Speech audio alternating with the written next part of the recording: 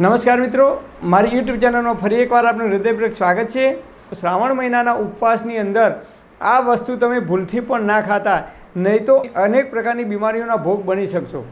તો કઈ કઈ સાવધાની રાખવાની છે। ઘણા લોકો પિત્ત પ્રકૃતિવાળા હોય, ઉપવાસ કરે એ દિવસે એને પેટમાં ભૂખ લાગે ત્યારે પેટમાં બળે છે, બળતરા થાય છે, એટલે એમને એવું લાગે છે કે એસિડિટી ઉત્પન્ન થઈ, પરંતુ ના, એસિડિટી ઉત્પન્ન થતી નથી। પરંતુ જ્યારે આપણે રોજિંદા જીવનમાં નિયમિત ખોરાક લેતા હોઈએ તો જ્યારે ખોરાક લેવાનો સમય થાય છે ત્યારે આપણા શરીરની અંદર, શરીરનો નિયમ છે કે આપણા શરીરની અંદર એ પાચક રસો ઉત્પન્ન થાય છે। જેમ દુધાળુ પ્રાણી હોય, એટલે કે માનો કે ગાય હોય, દૂધ આપતી ગાય હોય, સાંજના 4 વાગે આપણે દરરોજ ગાયને દોતા હોઈએ, અને જો તમે એ ગાયને એ સમય દરમિયાન દોવામાં ના આવે, 5 વાગે કે 6 વાગી જાય, તો એ ગાયના શરીરની અંદરથી ઓટોમેટિક એ દૂધ એના ઓચળની અંદરથી બહાર આવવા લાગે છે। એ જ રીતે આપણા શરીરની અંદર પણ આપણે દરરોજ 11 વાગે કે 12 વાગે ભોજન કરતા હોઈએ, દાળ ભાત શાક રોટલી કે જે કંઈ ખાતા હોઈએ, તો એ સમય થાય એટલે આપણા બોડીની અંદર પાચક રસો ઉત્પન્ન થવાની શરૂઆત થઈ જાય છે, અને આપણને ભૂખ લાગી હોય એવો અહેસાસ થાય છે, પેટમાં બળતરા થવાની શરૂઆત થઈ જાય છે।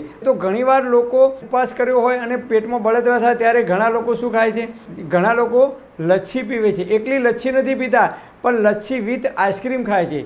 તો મિત્રો યાદ રાખો, તમે આ ધીમું ઝેર ખાઈ રહ્યા છો। કેમ?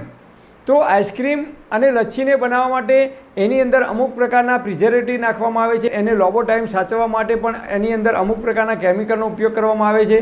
તો એ વસ્તુ આપણા શરીર માટે ક્યાંક ના ક્યાંક નુકસાનકારક છે। બીજું, શ્રાવણ મહિનાની અંદર ચોમાસાની ઋતુ હોવાને કારણે આપણી જે જઠરાગ્નિ છે મંદ પડે છે, અને આપણે લચ્છી વિથ આઈસ્ક્રીમ ખાઈએ તો એ આપણી જઠરાગ્નિને મંદ કરે, વધારે મંદ કરે છે। જઠરાગ્નિ મંદ પડે એટલે આપણી પાચન ક્રિયા મંદ પડે છે, અને પાચન ક્રિયા મંદ પડે એટલે પાચન તંત્રના અનેક રોગ થવાની શક્યતાઓ વધી જાય છે। મતલબ કે પેટમાં ગેસ થવો, એસિડિટી થવી, અપચો થવો, કબજિયાત થવી, પેટમાં દુખાવો થવો, આવી અનેક પ્રકારની પેટને લગતી સમસ્યાઓ, એટલે કે પાચન તંત્રના રોગ થવાની શક્યતાઓ વધી જાય છે।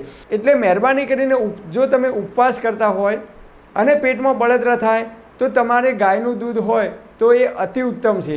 દેશી ગાયનું 1 ગ્લાસ દૂધ લેવાનું, એની અંદર દેશી ગાયનું 1 ચમચી શુદ્ધ ઘી હોય, ઘરે બનાવેલું 1 ચમચી ઘી નાખી અને જો પીવામાં આવે તો તમારા પેટની અંદર જે બળતરા થતી હોય એ તરત જ ધીમે ધીમે શાંત થઈ જશે। પરમપિતા પરમાત્મા આપ સર્વેને તંદુરસ્ત અને નિરોગી રાખે એવી હૃદયપૂર્વક મારી પ્રાર્થના। Thanks for watching my video. Thank you.